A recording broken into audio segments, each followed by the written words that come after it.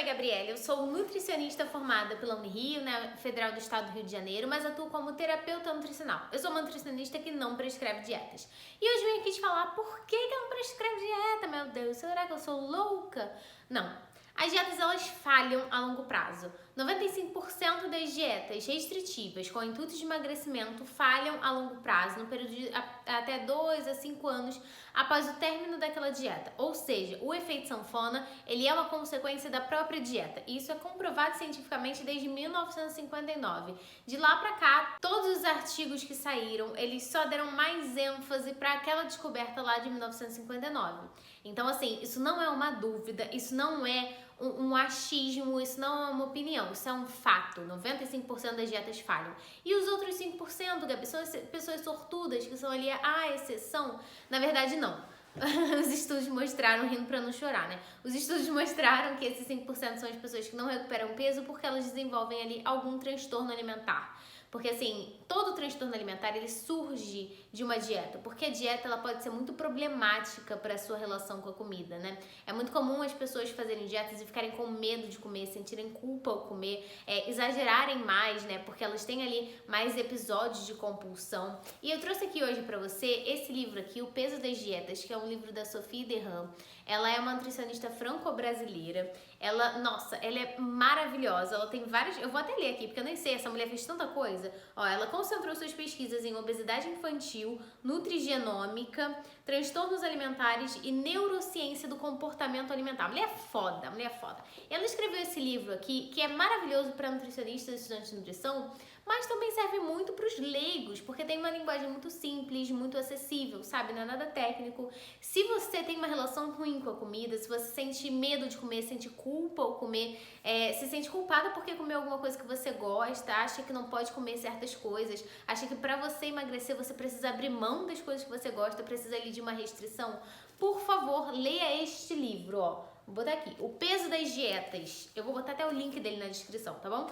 O Peso das Dietas. Esse livro aqui, ele é maravilhoso. A Sophie é uma PhD super conceituada e ela escreveu esse livro aqui pra mostrar para as pessoas, né, que as dietas, elas realmente não funcionam. E ela também fala que a dieta, ela prejudica a relação com a comida.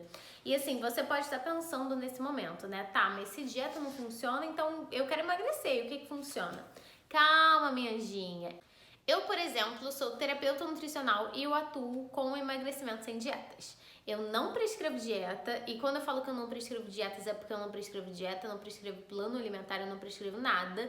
E as minhas pacientes, elas conseguem emagrecer em paz dessa forma. E o peso perdido ali nesse emagrecimento que vem da terapia nutricional, ele nunca mais volta. Você não tem efeito sanfona ali, porque esse emagrecimento, ele veio através da melhora da relação da pessoa com a comida.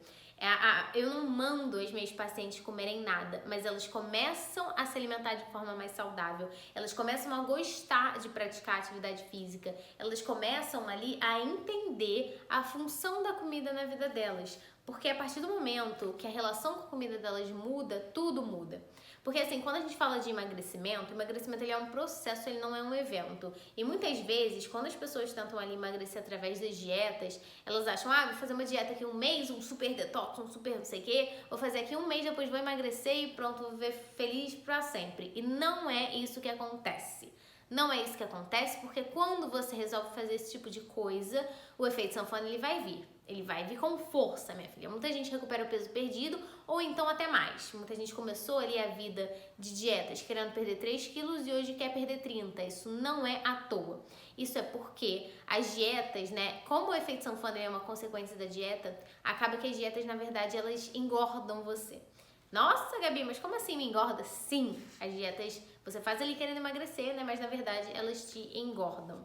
E a Sophie, nesse livro, ela fala muito sobre isso. Então, assim, o primeiro módulo, ela começa destrinchando ali a parte do nutriente, né? Porque o nutriente, ele é muito importante, sim.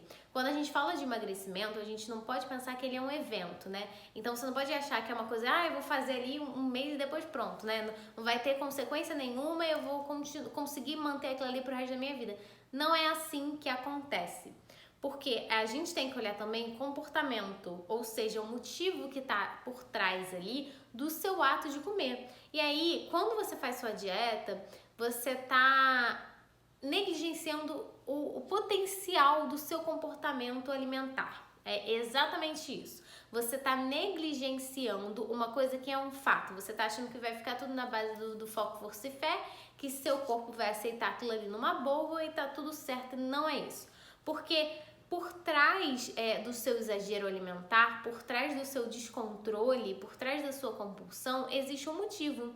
Então, quando você olha só para a comida, você está ignorando todos os motivos do seu comportamento, você está ignorando ali os motivos que te levam a comer, os motivos que te levam a exagerar.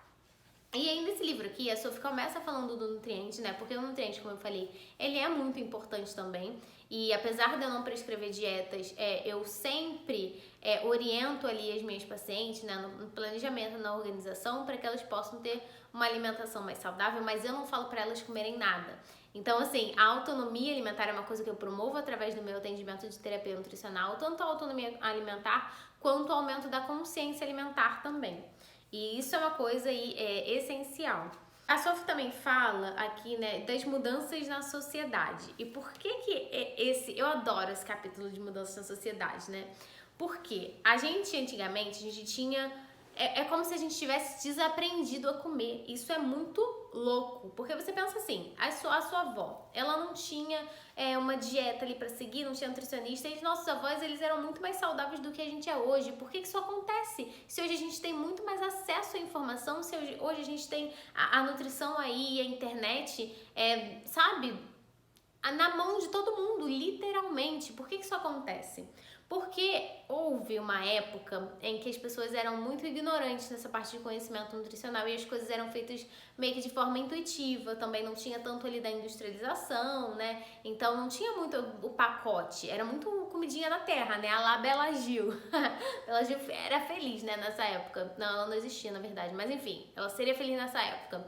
E aí as coisas eram muito mais intuitivas. E aí, a partir do momento que veio a industrialização, vieram aqueles alimentos, né, que tem um combo ali pra te fazer gostar muito deles, pra te fazer sentir um prazer muito maior quando você come. Então, por exemplo, sei lá, chocolate. Chocolate é um alimento que tem muito açúcar e muita gordura. Então ele foi feito para você gostar muito dele, porque o chocolate é muito gostoso. E aí isso chegou na sociedade, chegou em massa na sociedade, e ao mesmo tempo que veio chegando ali um terrorismo nutricional. O que é isso, né? Veio muita informação sobre a nutrição, sobre os nutrientes. Isso foi muito legal. Só que esse excesso de informação e as informações muitas vezes não eram pautadas ali no contexto. Então, tanto que cada dia acontecia uma coisa, né? O ovo era vilão, depois o ovo era mocinho, agora o ovo é fit, mas antes o ovo aumentava o colesterol. Então, todo dia era uma informação nova e as pessoas ficaram meio perdidas, sabe? Você não sabia mais no que você acreditava, porque era muita coisa, muita gente falando, cada pessoa fala uma coisa. Então, assim, esse excesso fora de contexto, ele deixou as pessoas com medo de comer. E hoje em dia as pessoas veem comida como vilão. Então o carboidrato é o vilão, a gordura era vilã, agora não é mais, né? Agora a gordura tá ok. Então, assim, isso no senso comum das pessoas. E elas esqueceram que comida é só comida. Porque elas ficaram tão ali imersas naquele mar ali da indústria da dieta que a pessoa esqueceu que comida é só comida. Então comer, que é um ato simples, é um ato natural, a gente precisa comer, é fisiológico, a gente não funciona se a gente não comer. Comer não é uma opção, comer não é um hábito, né? Como diriam as blogueiras por aí.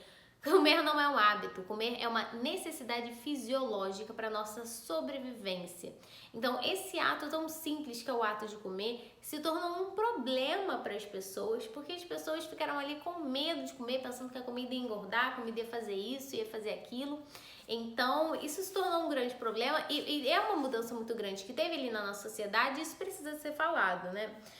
Tem até um capítulo que a Sophie fala aqui, que é não sabemos mais o que comer, e é exatamente isso.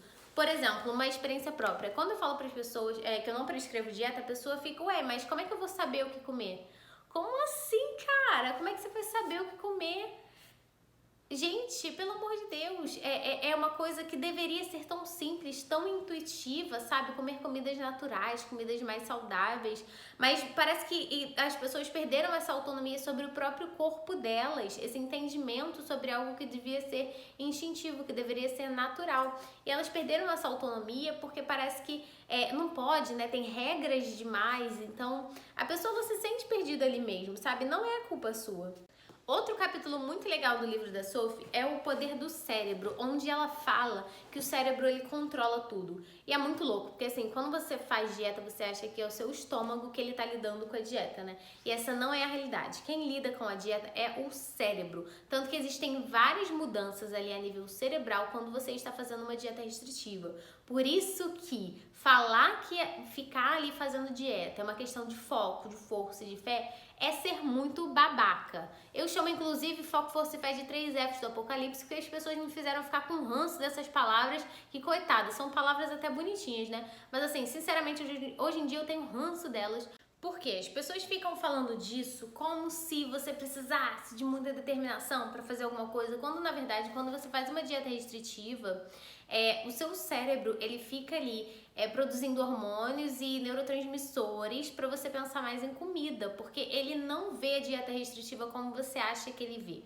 O seu cérebro ele vê a dieta restritiva como uma ameaça. Então ele não sabe que você está querendo diminuir o número da sua calça, entendeu? Não sabe que o verão está chegando e você agora decidiu aí emagrecer. Ele não sabe de nada disso. Ele acha que você está sofrendo ali um perigo, né? Porque você fica privada de alimento, fica privada de energia, e aí ele sente isso como uma restrição, um perigo absurdo ali. Ele imagina que você foi pro Largados e Pelados. Você já viu Largados e Pelados? É aquele povo que fica lá no meio da mata sem ter o que comer, comendo planta, enfim.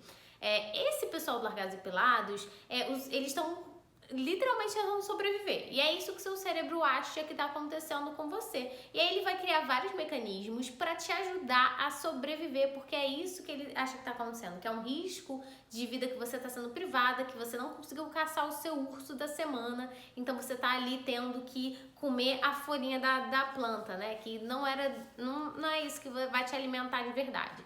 Então, assim, o seu cérebro ele começa a fazer várias coisas. E aí a Sophie, num capítulo do livro dela, ela destrincha tudo isso, né? O nome do capítulo é O Poder do Cérebro. E aí ela fala que o cérebro ele controla tudo, né? Ela explica o que é a fome. Uma coisa muito importante também que as pessoas elas não sabem mais identificar quando elas estão com fome e quando elas estão satisfeitas. E isso é muito ruim, porque em primeiro lugar a pessoa ela não tem autonomia sobre o próprio corpo, ela não sabe identificar os sinais internos dela. E também o exagero ele se torna muito mais fácil quando você não consegue identificar quando você está satisfeita. Então assim, é muito mais fácil de você exagerar se você não conhece, não sabe ler os seus sinais internos de fome e saciedade. E uma coisa que prejudica muito essa percepção dos sinais de fome e saciedade é a prática de dietas. Porque veja bem, os sinais de fome e saciedade são uma coisa que estão ali dentro do seu corpo, né? A dieta é uma regra externa que você segue ali, que alguém fez pra você com uma quantidade determinada num horário determinado. Então assim, isso prejudica ali a sua percepção dos sinais internos de fome e saciedade. E aí a Sophie ela começa a falar, né, dessas questões. E uma coisa muito interessante também é que ela destrincha tudo o que acontece com o seu corpo quando você faz dietas, né? Então eu já disse aqui pra você que quem lida com a dieta não é o seu estômago, é o seu cérebro. E aí o seu cérebro, ele vai produzir neurotransmissores, vai produzir hormônios que vão te fazer pensar mais em comida, principalmente naquelas proibidas. Então me diz se isso já não aconteceu com você. Quando você tá ali fazendo uma dieta e você não pode comer tal coisa, você começa a pensar naquela coisa desesperadamente. E por que isso acontece? Olha, o ser humano ele tem um instinto birrento. Nós somos eternas crianças birrentas. Quando você fala que não pode, você quer. Já ouviu aquela história de tudo que é proibido é mais gostoso? Exatamente, isso serve muito pra comida também. Até porque a gente tem um caráter ali mais instintivo. Por que você acha que Adão e Eva, eles comeram um fruto proibido? Porque a maçã é muito maravilhosa? Não, pelo amor de Deus. Eu gosto de maçã, mas assim, também não vamos exagerar, né? Porque a maçã é muito maravilhosa. Não foi por isso, é porque o fruto proibido, ele era proibido, então tinha esse teor de proibição. E aí tudo que é proibido é mais gostoso. E aí quando você não pode comer tal coisa, você só quer comer aquilo. Por isso que a restrição, ela gera ali uma compulsão, ela gera em você um desejo maior de comer tal coisa, uma vontade maior de comer tal coisa. Então assim, quando você tá em dieta e você tem alimentos que você pode comer e alimentos que você não pode comer, esses que você não pode comer, é nele que você pensa. O que você pode comer, você pode até gostar deles, mas eles vão ficar esquecidos na tua mente. Então, assim, isso cria também dentro de você a mentalidade de dieta. E o que é a mentalidade de dieta? É quando você divide os alimentos entre proibidos e permitidos. Os permitidos, eles estão aqui, mas você não quer nem saber, você não quer olhar para eles. Você vai olhar para os proibidos, aquele alimento que vai te gerar mais desejo, que vai te fazer exagerar ali em cima dele. A questão é que porque ele é proibido, você sente que não devia estar fazendo aquilo, você sente que isso está errado. Então ali, a culpa quando você come aquele alimento, ele é muito grande, assim, né? Ele é muito maior. E aí você fica se sentindo uma merda, você fica se sentindo insatisfeita, você acha que você não teve foco suficiente, você acha que você nunca vai conseguir atingir as coisas que você quer, porque se for pra ficar sem comer aquilo que você gosta muito, vai ser uma tarefa muito difícil. E é normal que seja difícil. O seu cérebro está mandando você pensar naquela comida. Por quê? Porque ele não gosta da restrição. Uma outra coisa que seu cérebro faz também com você durante ali a dieta é aumentar os seus episódios de comer emocional. O que é isso? O que é comer emocional? É quando você desconta as suas emoções na comida. As nossas emoções, elas influenciam diretamente o nosso ato de comer, isso é uma coisa que acontece. Mas isso se torna um problema a partir do momento que a comida ela se torna uma válvula de escape para todos os problemas e todas as questões da sua vida. Então, assim, o comer emocional, ele tá muito mais presente ali nas pessoas que estão fazendo dietas. Outra coisa que acontece também é o estresse. Por que seu corpo ele te deixa estressado? Não foi neura das pessoas que vivem com você quando elas falaram que você estava muito estressada quando estava fazendo dieta. Isso é uma coisa que acontece, também não é culpa sua. É uma coisa que acontece porque o seu corpo, ele quer que você coma, ele quer te dar estímulos para comer. E o estresse é um desses estímulos. Outra coisa que acontece muito também é que durante a dieta restritiva, o seu corpo ele aumenta a sua fome e diminui a sua saciedade. Como assim, Gabi? O que é isso, diminuir a saciedade? Olha, aumenta a fome e fica fácil, né? Você vai sentir mais fome mais cedo. E diminuir a saciedade é porque, assim, às vezes uma refeição que te sustentaria por algumas horas, sei lá, vamos dizer 3 horas, ela vai te sustentar por 1 hora e meia. Porque o seu corpo, ele quer que você estoque mais energia, porque você naturalmente já está ali dando menos energia para ele, né? Energia que eu falo, gente, é comida. A comida, ela entra no nosso corpo para servir como uma energia pra gente fazer as nossas funções, né? Pra eu estar aqui falando com você agora, eu tô gastando uma energia. Então, assim, a comida, ela tem essa função de te dar a energia ali que você precisa. Então, isso é uma coisa que acontece. Outra coisa também é que quando você tá ali fazendo uma dieta restritiva, você tende a ficar com a autoestima mais baixa. E por que você fica com essa autoestima mais baixa? Porque o efeito sanfona, ele é uma consequência da dieta restritiva e isso independe de você.